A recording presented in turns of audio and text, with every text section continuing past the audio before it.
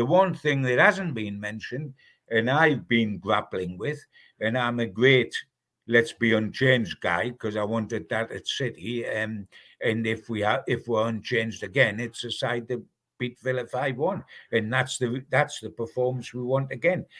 The only temptation I would have is Bonds. Would you risk Bonds for Gordon? And the only reason I say that and contemplate it is because while Gordon is terrific in build-up, and while he's blisteringly quick, and we've got to attack on the hoof against Villa, as we did against Villa, and really have a go at them, and he'd be quick doing that. But Barnes brings goals, and we are needing goals. We got 5 the last time at home, and Barnes scored in that. So the only thing I would contemplate, if everybody was fit, is whether I would play Barnes for Gordon, and whichever decision Eddie makes, I'm happy to go with it because I'm certain would see the other at some time in the centre half or in the second half, whoever starts on Sunday. Yeah, it's a really interesting one. I think you ask most people about the Man City performance and Gordon, the near red card aside, because it was a horrendous challenge, wasn't it? On was it Diaz? I think it was. He was brought, yes. Yeah, he again he put a shift and he looked like actually Newcastle's most threatening player, and I think he's had a really good start to the season. I know only 2 games in, he's had an excellent pre-season, excellent summer with England, and it's just the goals that are lacking from his game. And as you say, it's a really difficult decision because when you've got Harvey Barnes coming off the bench and grabbing a goal and grabbing an assist against Villa, and then not doing too badly against City in difficult circumstances, it's going to come down to this week, John. We said prior to Aston Villa, it's whatever happens behind closed doors up at Benton. That is what's going to tip the decision one way or the other. And I said, if Gordon has a good week training, despite the 2 goals that Harvey Barnes got in the Cellar Cup, it'll be Gordon.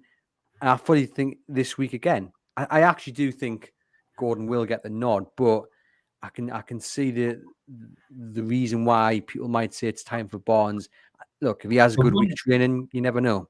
The one thing that bothers me, Andrew, and as I say, I think it's literally a toss of the coin between the two.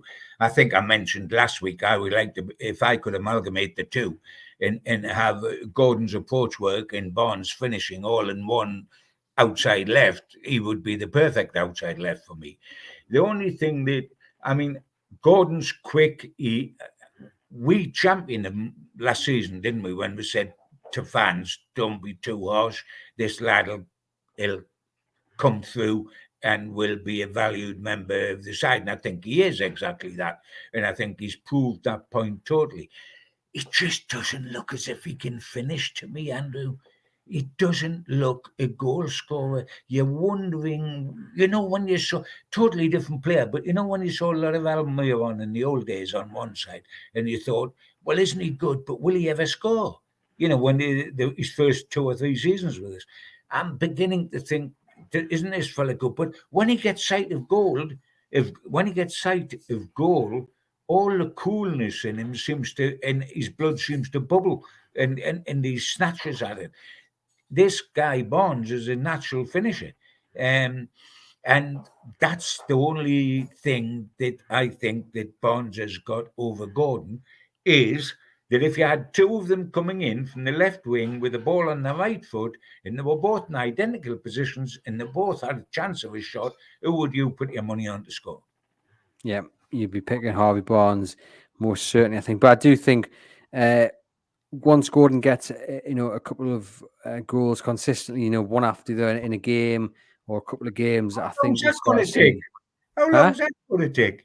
Well, you never know. This Sunday perhaps could be the starting point. I think, look, for instance, it obviously scores against Chelsea last game of the season. If that had happened a few games before, I think we see a different kind of player, one with confidence. And I think look, he's a confidence player. He's looked good. I think he just needs to get more than the 1 goal to his name. The difficulty is for the manager, I think, Andrew, is that he has spent 40 million on Gordon, who at the back end of last season wasn't justifying it at all, has since, I hasten to add, and he have spent almost that amount of money on Harvey Barnes, a goal scorer in the summer. And it's how do you come in? Now, the very easy thing is they're a bit like Isaac and Wilson were last season. You know that one of them, whoever starts, won't finish. The other one will finish because he'll come on as a sub. The only, how do you get them both on the side? Well, the one that's fluid is Gordon, not Barnes. Barnes is your wide left player, isn't he? But Gordon can play midfield, he can play false nine, and he can put your mate under pressure on the other side of the pitch as well. If you're trying to get not necessarily Sunday, but in the future, if you're trying to get both Gordon and Barnes on the same side, that is the pressure that's on Almiron, probably more than from Murphy. In the long term, do you try to get both Barnes and Gordon in the team? And if you do, how do you do it? And then the pressure's on Almiron to start scoring goals to make certain he's not the one that's sacrificed.